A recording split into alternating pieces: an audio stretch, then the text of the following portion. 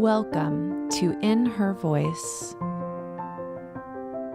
My name is Kelly Covert, and I am passionate about helping women live authentically by listening to their inner voice. Get ready to be inspired by women of all walks of life that have set aside their should-bes and not good enoughs and are standing in their true voice, the voice of wisdom that each and every one of us has inside. Hello, everyone. Happy Valentine's Day. Actually, now that I think of it, you will be listening to this after Valentine's Day, but I happen to be recording it on Valentine's Day. And so, as always, I'm sending out all of my love to you because you matter and you are so important to me. And I'm so grateful to have you in my life today and every day. I have a super fun guest today. Her name is Isabell Springer, and she is going to be talking appropriately about a new model for love. But before we get into her bio and her interview, I just want to share with you that today is getting near the end of February, if you can believe it, the day that this comes out. And that means that my month of sharing is almost over, but it's not done yet. And I want to remind you that the sponsor of today's episode is Beauty Counter. And I want to share with you something else from Beauty Counter, some other of my favorite products. And that is the Beauty Counter moisturizers. There's 3 different kinds, actually. And they're all so good and so wonderful depending on the kind of skin you have. And so I use the Counter Match line, and it's this really cool technology that matches your hydration needs to what you need. It gives you what you need at any given moment during the day and night while you're wearing it. And that's the line that I love. And then I also have available to share with you guys the Nourishing line. So if you are looking for a moisturizer and you would like to try some to see what it's like, to see if it works for your skin, shoot me an email at kelly@kellycovert.com and let me know if you'd like to try the Counter Match or if you'd like to try the Nourishing, and I will put some in a sample and send it your way. So now on to our interview with Isabell. You are just going to love her. She is so passionate about what she is talking about, this idea that we can change the way we look at love and feel love and understand love. Let me tell you a little bit about her. Dr. Isabell Springer is a marriage and relationship therapist and a lifelong rule breaker. Her divorce set her on a path to revolutionize the field of self-help and construct a new model for love. Passionate about personal growth and tired of the trial and error approach, Isabell founded Love Ed, a self-improvement company committed to revolutionizing the way we love ourselves and others. She believes when people have the courage to heal themselves, they can become the people they were meant to be. When she's not busy changing the game of love, she's cleaning a litter box and raising a son to be an extraordinary human. Oh my gosh, I love this so much. You guys, you're going to hear this all through the interview, but what it comes down to is this. You got to do the work on you. You have to be willing to dig deep and change your own story in order to experience deep and lasting love in relationships. Gotta love you first. So listen in for more. I know that you are going to love it. Isabell Springer, I'm so excited to welcome you to the In Her Voice podcast. Thank you for being here today. Oh, it's my pleasure. Thank you, Kelly. Oh my gosh. And we were connected by one of my other guests who was on, and I'm so grateful to her for connecting us.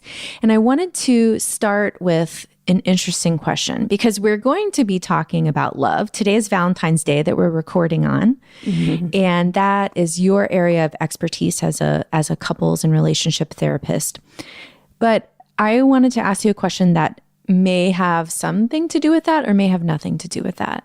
Mm-hmm. And that is, tell me about your lifelong attachment to breaking rules.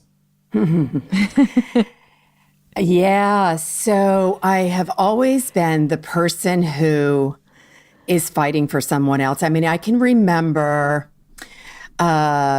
standing up for my brother, who was actually older than me growing up, and fighting his fights or trying to fight his fights for him, and being very protective. I was the girl who would beat up the other girls who were stealing someone's lunch money in the bathroom, in high school. And I'm not quite sure where this came from, but there was this sense of wanting to stand up for people. It just was a part of who I was. Mm-hmm. Yeah. And that came through, that was regardless of if you had to break a rule to do that. Oh, yeah. So rule breaking, you have to break rules in order to stand up for lots of things, So letting go of being polite and doing the quote unquote right thing, or what the culture says is the right thing, and listening to your inner voice and listening to and embracing what you believe is your truth, and just standing up for what is your truth. Right. And I think this is so interesting. And this is why I asked you that question, because I feel that oftentimes, particularly as women, but not necessarily just women, that we sometimes feel that if we're breaking the rules, if we're not living up to people's expectations, if we're not doing what we think we should be doing, then we're not going to be lovable. Yeah, absolutely. So, the cultural conditioning that happens for all of us is that we have to be good and we have to get them to like us, and whatever that takes, meaning we undermine our own needs to manipulate other people to think well of us and to like us. And that's just a cultural phenomenon. We're taught that being liked is everything. When we're young, we're taught to share because we want, we're taught that if we don't share, this person won't like us. So, sharing is like a really beautiful concept, right? So it's not like I'm against sharing per se, but the message is that even to our own self-detriment, when we sacrifice what we need and what we want and what's important to us in order to have someone like us or accept us for being the measure for our value and our worth, we then we abandon ourselves. We lose ourselves. And so I help people in our message, and of course, as a therapist, I help people learn to let go of being liked by others and really learning to love themselves, and that they are the measure for their own value and worth, not other people. So beautiful. And I feel that we cannot hear that enough said in as many different ways as we can possibly say it, because this programming that we have, the social programming that we have, like you said, from a very, very young age, to be liked, to do things that, will make people like us, it's hard to rewrite.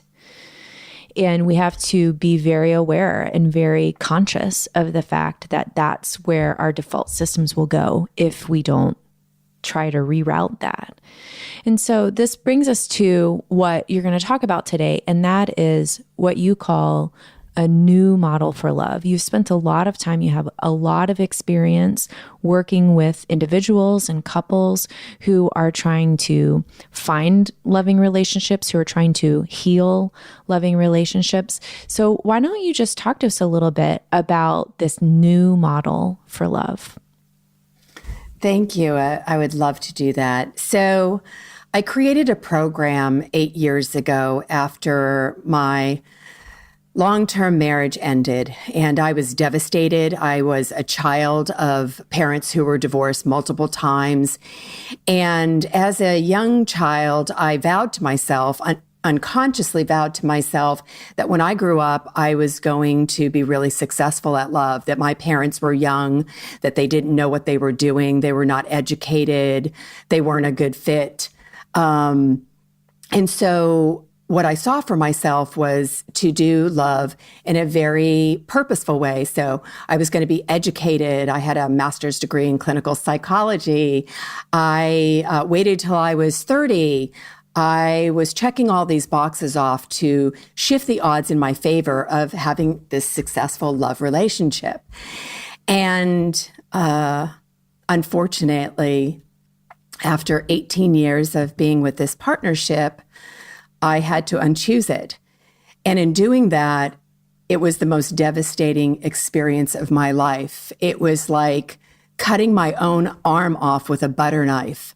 Mm-hmm. It was so depressing, and the level of despair that I was in. I had a son who at that time was 7 years old, and all of these enormous feelings of guilt and letting him down and disappointing him. And, seeing myself as someone who let myself down, that I didn't figure it out. So in order to create this opportunity for me to really fully believe that I could have successful love and have a profound love relationship in my life, I needed to find some answers to my questions about what had happened in my relationship and why it did not last. So I started to obsessively research the topic of love relationships. And I really wanted to know, what was it that people were doing that had them claiming that their relationships were successful and long-term and healthy. And also those who were talking about why their relationships weren't lasting, and what they were talking about was the cause for that. And so I came upon some research that blew my mind. And you have to understand, like, I was in my office, like in the dark, night after night after night, just Googling this topic. And I came upon some research, and I discovered the answer for not only why my relationship did not last, but why everyone's does not last, and what the cause for all of the unnecessary heartbreak in our relationships was, and also the reason why we have the crazy over 50% divorce rate that we experience in our life. And so I was really excited about what I discovered, and that was that every love relationship is comprised of two components, and that is romantic attraction and emotional maturity, and they are completely separate. And in our culture, when we meet someone, naturally, we feel all this strong romantic attraction, for the most part, is how we come together, which is, of course, the opportunity to then explore whether or not this person is for us or not. And so romantic attraction is amazing. But again, Kelly, like you were saying, the messaging that we're getting in our culture is that all this attraction that we feel, all this passion and desire, is love. Mm. So when we start to say, I'm in love, and we start to say, I love you, to someone that we are in fact infatuated with, we confuse ourselves. We become overly committed emotionally, and we're attached. And then we discover later on, after we start living out this commitment that we made, when we announce on Facebook, to the whole world that we're now in a relationship, we bring this person home for the holidays, we introduce them to all of our friends and family, and we are talking about being in love, where in fact, we're just truly infatuated. So what ends up happening is later on, we discover someone's lack of emotional maturity. They're not treating us kind. They're being critical, judgmental. They're being distrustworthy. They're not being consistent. We don't feel emotionally safe. We are not able to tell them how we really feel without fear of their lack of acceptance. And we find ourselves hustling for love. And so this new model for love is the clarity that we need. And so inside of this clarity program that I developed, oh my gosh, over the course of 8 years, thousands of people just running around and just having people weigh in on what I was sharing about, I created this tool that helps us navigate love in terms of assessing for someone's emotional maturity before we become emotionally committed in a relationship. And so then we shift the odds more in our favor of having successful love by not being blinded by all that romantic attraction, just really enjoying all of that, but not identifying that as being love. All right, I've got some questions for you here. Okay, great. I love this. And I really like the combination of romantic attraction and emotional maturity, because I think that anybody who has been in a long-term relationship understands that romantic attraction waxes and wanes. I mean, it doesn't always feel like it feels, in the first 6 months of your relationship. And I think that's really where the emotional maturity comes to bear. Is, do you have the foundation of that on top of the attraction? Because if you're talking, decades of spending time with someone, you're not always going to be attracted to that person. Am I right? Well, absolutely. And what you're talking about, what waxes and wanes is the way that someone is treating us. So if we are in a relationship with a partner who is consistently being kind, thoughtful, respectful, we are always attracted to them. But when we lack this connection that we, formerly experienced as being passionate and having all this desire towards them, that wanes when we feel a disconnect in our relationship. And the cause for that could be, just busy careers, busy lives, having children and being overwhelmed by all the responsibilities that come with, giving our children the attention. And so we can inadvertently become disconnected to our partners. We can start to feel very impacted by all of our circumstances and overwhelmed by all of our responsibilities in life. And then we start to lose that kindness and that thoughtfulness and that sensitivity. And we start to be feeling more reactionary, right? Little frustrations and all of that. And that creates this kind of lack of respect or lack of caring, emotional caring. And then what shows up is this lack of desire, which is this lack of feeling attracted, feeling passionate about wanting to be with that person. So it's really about emotional maturity that sustains this feeling of being attracted to our partner. So when we pick partners who are practicing emotional maturity, and we are practicing and developing our own emotional maturity, we can sustain that level of attraction on a fairly consistent basis over the course of our lifetime. Yeah. Well, so can you tell us in your expert view, what do you mean when you say emotional maturity? I mean, I think we all kind of know, but can you sort of give us a broad definition? Absolutely. So the way that we define the term emotional maturity here at Love Ed, emotional maturity is the awareness of self and your impact on others, and then behaving in ways that align with that self-awareness. So thinking about it in terms of, if I have an awareness of how I positively and negatively impact people, and I operate out of that awareness, I then get to choose who I'm being and how I'm being on purpose. So again, in our culture, we're constantly doing a knee-jerk reaction to everything. Everything in our relationships is a big trigger for all of the parts of ourselves when we were young that are still wounded, We are not healed. We are carrying all of these wounds, this sadness, this pain from our childhood when we felt unloved. We felt like we weren't good enough. We were bullied.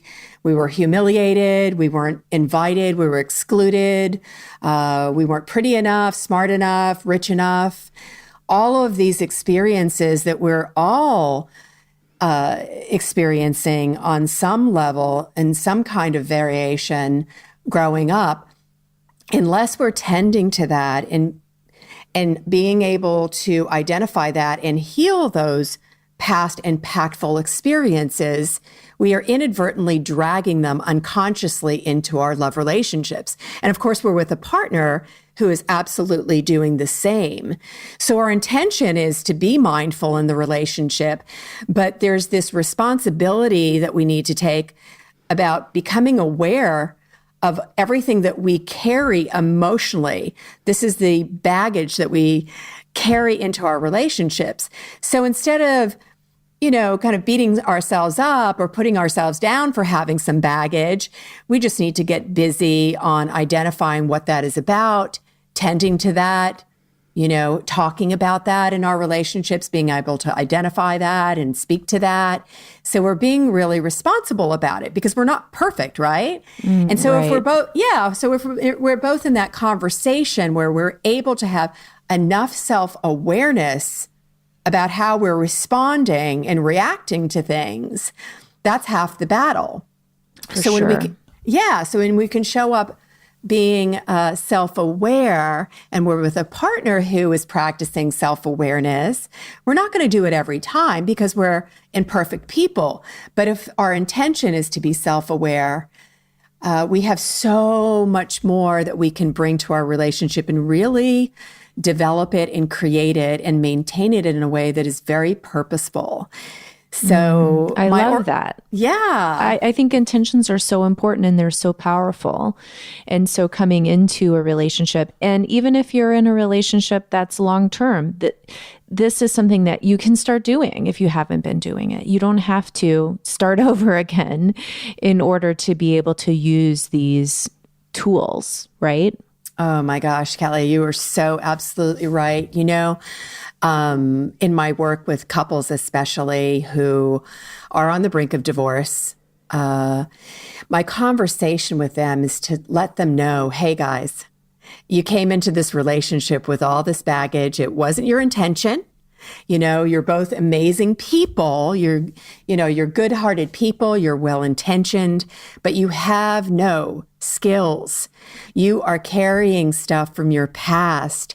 And so we can take this relationship instead of throwing this one away, because if you're not going to do it with this relationship, you're absolutely going to have to do it with the next relationship coming up. So if you've already invested years of your life, or you already have children and a history and all these memories with this person, how about let's recreate this whole relationship brand new, identify all the working parts.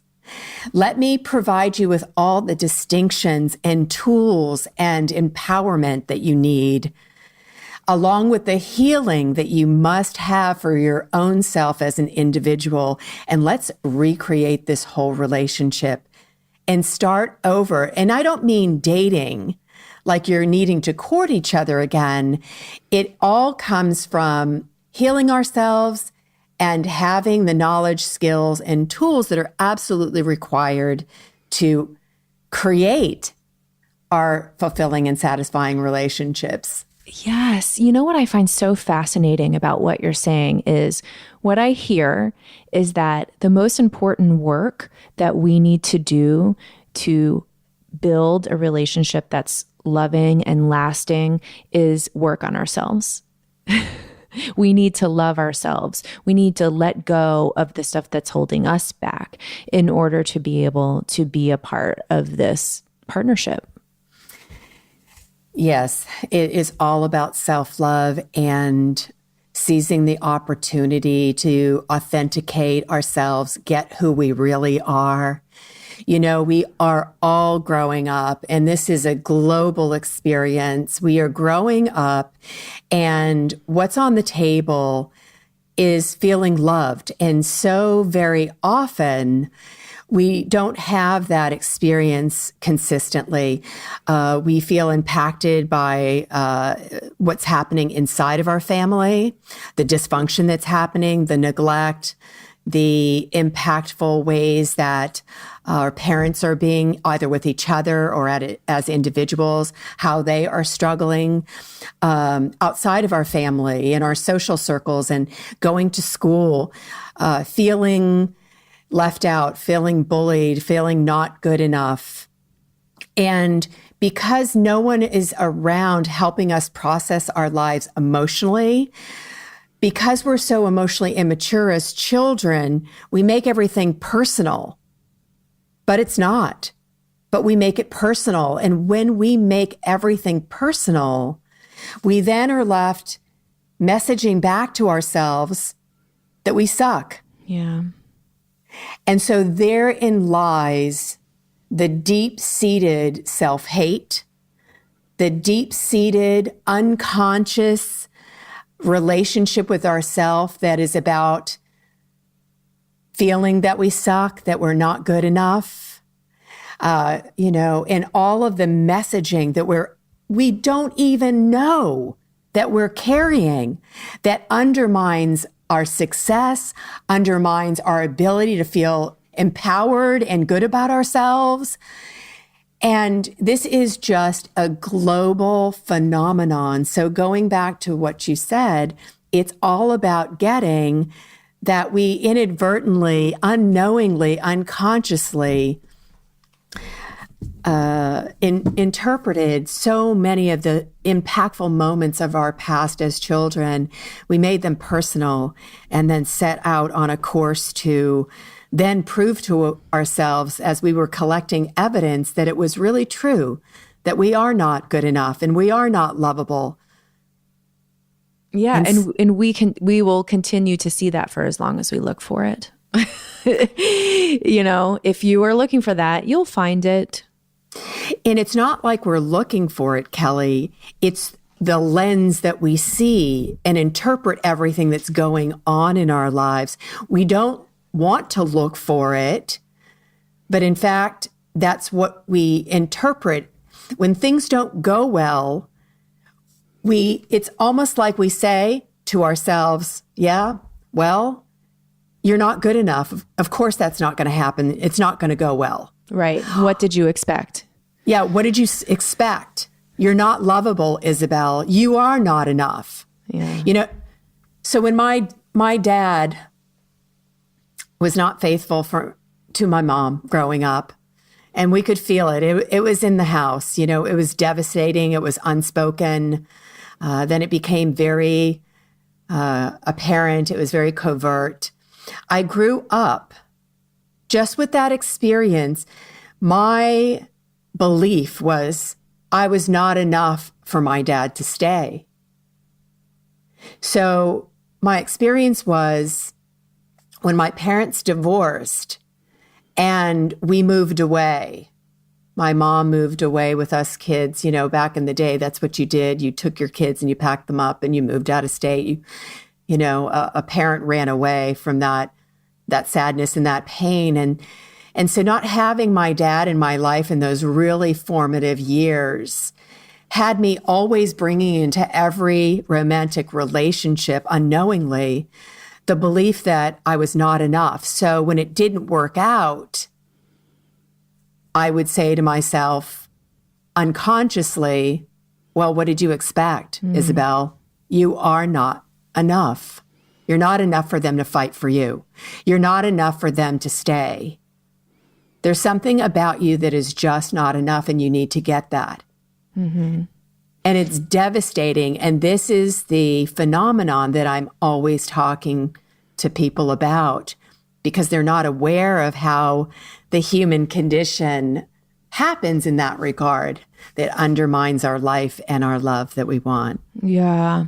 Well, I love that we dove into this, because I think it's so important for people to understand why this deep inner work that you're talking about, that I talk about all the time on the podcasting and work with women in my coaching on, why this is so important. to our lasting joy. Because if we can't discover that worthiness that's already inside of you, if you can't feel that, it will block you from having a beautiful, loving relationship with yourself, with somebody else. It will block you from feeling success, from feeling joy. And that's what we all want, right? We all want joy and we want to feel good about who we are. And so sometimes it's doing that hard, deep work and taking a look at those circumstances and digging back into that, either by yourself or with the help or support of someone else, to be able to free yourself from that. So I want to talk about your tool, back to the assessing emotional maturity and romantic attraction together. And this is for people who are sort of in those early stages of relationships. What really came up for me as I listened to you speak about this and read about it is this. It feels like kind of like the magic formula. Like, oh, if I just assess how romantically attracted I am to someone, plus the level of our emotional maturity, then I can figure out if they're the perfect partner for me. And I love the idea of that. Like, wow, it's so easy. But what I wonder is, where does our intuition, where does our inner voice come into play in that formula? So our intuition is basically, it's our old wiring. So our intuition, in fact, is not serving us.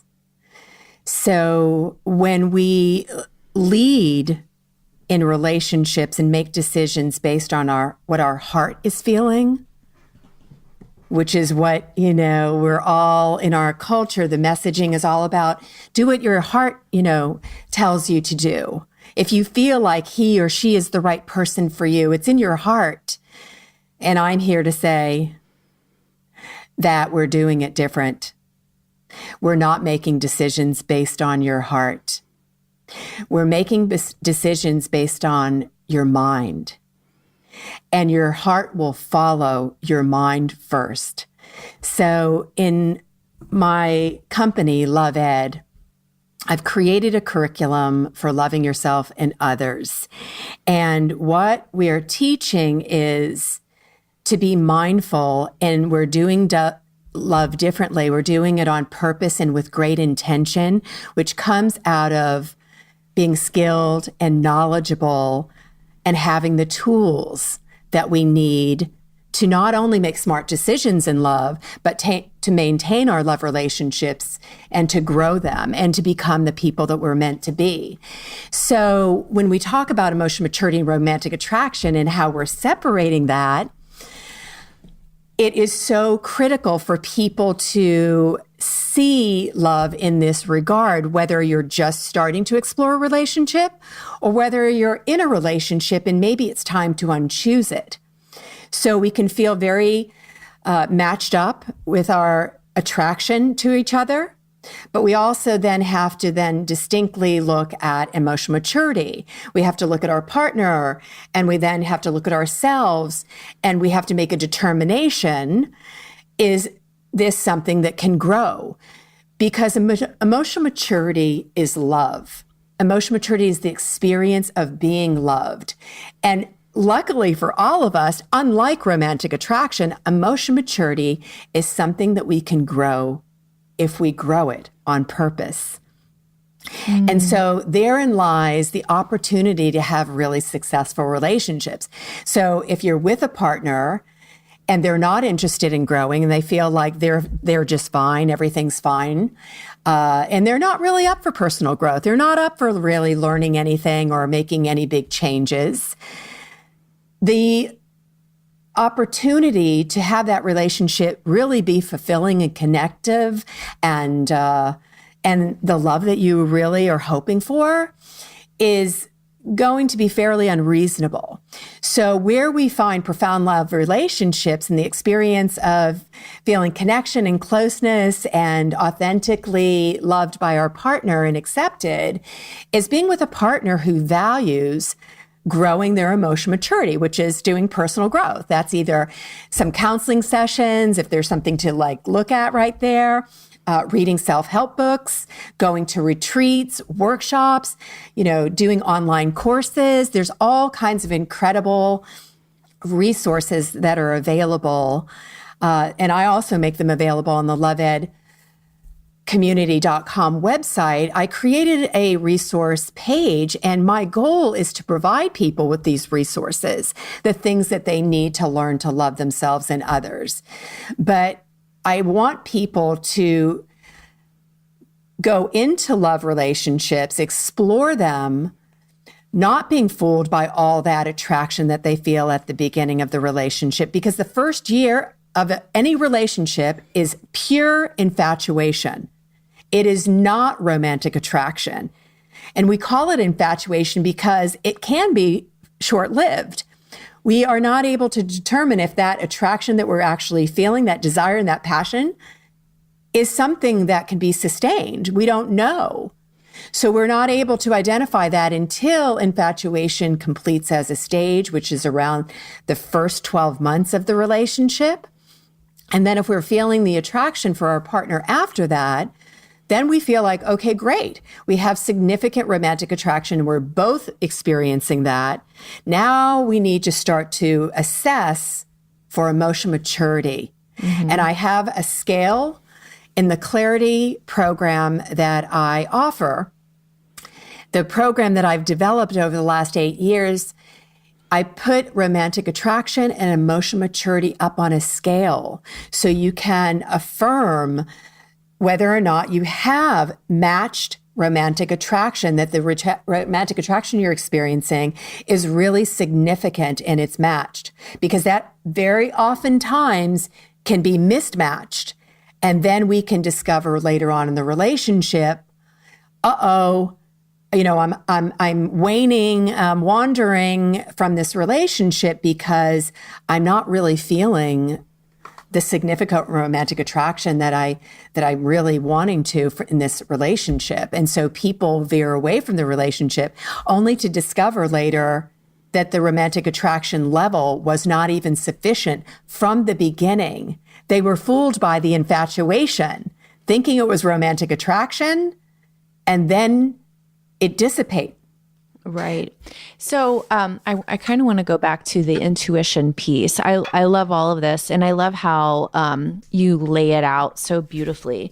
And my question is, I hear what you're saying about intuition being our stories, right? Being our mind telling us things. But what I truly believe is that we have a deep inner voice within us that's available to all of us, if we choose to listen, if we can find it, if we can hear it, and it will always speak truth.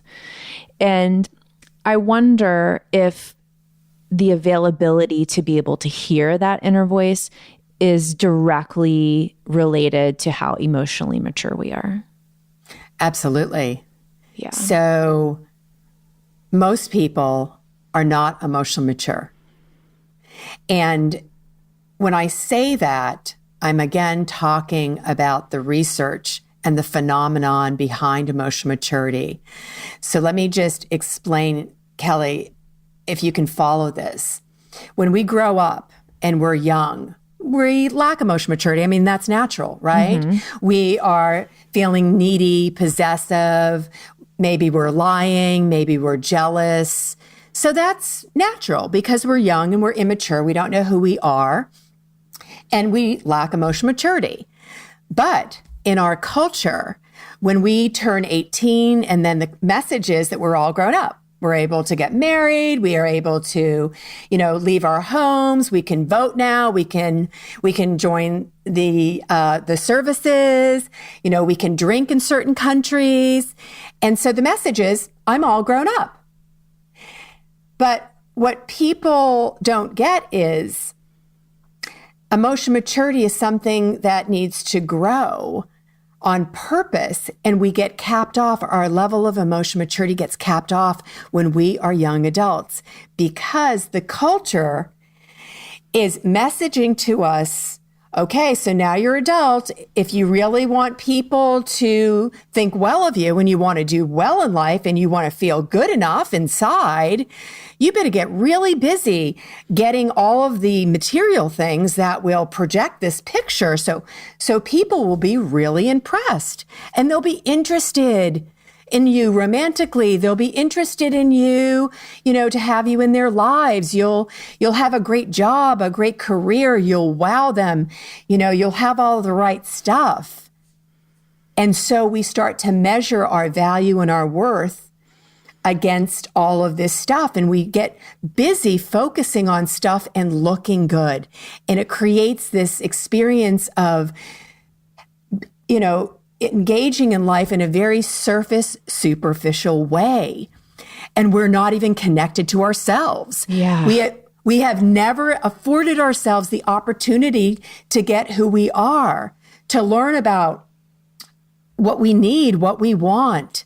Yeah. We are still living in our childhood emotionally and playing out all of the negative impact. And so the thing about emotional maturity is, and the message that I am making available to people, especially in my clarity program, the simplicity of it is, hey guys, 9 out of 10 people are emotionally immature. And that is just a cultural phenomenon that has nothing to do with whether or not we're being good people and all of our good intentions. We just lack emotional maturity because nobody has ever taught us, and personal growth is not really trending in our culture. Materialism is trending. The messaging from the media is all about how you're not good enough and buy this and buy that, so then you can feel that you are. And I'm trying to say, forget about that stuff. Forget about the cultural norms. Really start to get how our own society has created all of this sadness and pain that we feel, and how lost we feel in navigating life and navigating our love relationships. And you're talking about intuition. We don't have any intuition. Our intuition is being geared from all of these materialistic things and the messages from our culture that are so dysfunctional. We don't have an intuition because we're operating out of cultural norms that are dysfunctional and are undermining our entire life experience. Right. And, I think that's why I'm so grateful that you are doing this work, that we have all of the amazing guests that I have on In Her Voice, that we're talking about, that we're having this discussion about what it means to know you, to know your worth, to know that you matter, to know that you have an inner voice that is there for you, that will speak truth, and that deep well of wisdom that's inside of you. So I'm so grateful for you to have come on the podcast today and share this. I think it's fascinating. Why don't you let my listeners know how they can find out more about you and your programs? Yeah, thank you so much. The website is lovedcommunity.com, and that's LOVED community.com. And you can find out all about our programs and our resources and the new model of love. And our mission and message is all about doing love differently, which is on purpose and with great intention, and becoming skilled and healing ourselves and becoming the people that we are meant to be. We all want to feel purposeful and that we matter and that we are lovable and worthy. But what is required is to understand that those old messages are there and that we really need to do the work in order to change those old messages and really embrace how extraordinary we are and how worthy and how much we really matter. Yes. Isabell, thank you so much. I just want to take this moment to honor and acknowledge you. Your passion for this topic comes through, and I'm so grateful that you were able to be here and to share this with everyone. And I always like to end our conversation with the same question for all of my guests, and that is, in your life, what is your inner voice asking of you right now? My inner voice is asking me to stand up for everyone receiving love, being loved, having love in their life. And that will be my commitment until my last breath. And it is an honor and privilege to be that person. Oh, I love it. I love it. Thank you so much. What a wonderful conversation to have on Valentine's Day. And I cannot wait to share this with everyone. Thank you so much, Kelly. Happy Valentine's Day to you as well. It was good, huh? It was so good. And I thought that our discussion on intuition was really interesting because you guys know that I deeply believe that our inner voice is available to us all the time. And the work of understanding that, the work of freeing all of the things that are blocking that, including what I like to call our inner mean girl voice, that voice that tells us we're not good enough, that we're not lovable, that we don't deserve. That voice is our inner mean girl voice. It comes from our head. And I want to be really clear that when I talk about inner voice, when I talk about intuition, I'm talking about that deep well of wisdom that will always tell you, you are worthy. So I feel that there was a little bit of a disconnect in what Isabell and I were talking about, only in semantics, not in true understanding. And I think that what's super powerful about what she had to say is we have to be willing to do the deep work in order to access that wisdom. With emotional maturity comes wisdom. With emotional maturity comes the understanding that we are enough today, that we are lovable today, that we are worthy of love today. Not when we do another thing, not when we lose more weight, not when we, create something new, today. And so if you feel that sometimes the thought of doing this deep work is scary to you, like how do I even begin? Maybe that's your thought. Or I know what I need to do, but it's hard for me to follow through on that because it's hard. It's hard. Reach out to me. This is the work that I do with women. I help you move past the things that are holding you back so you can step into your vision of what you know your life can be, of what you know you've been called to do in this life. And that is what I am passionate about. So if that's really resonating with you and you feel like you would really like to have some more support, shoot me an email, kelly@kellycover.com, or you can head on over to my website, kellycover.com/discovery, and you can sign up for a call with me. This is a free call. No strings attached, and we can talk about what might be keeping you stuck and how to really get you moving forward through the deep work into a life of joy and love and success and worthiness. Remember, you matter. You are important. You are needed in this world. And above all, you are worthy.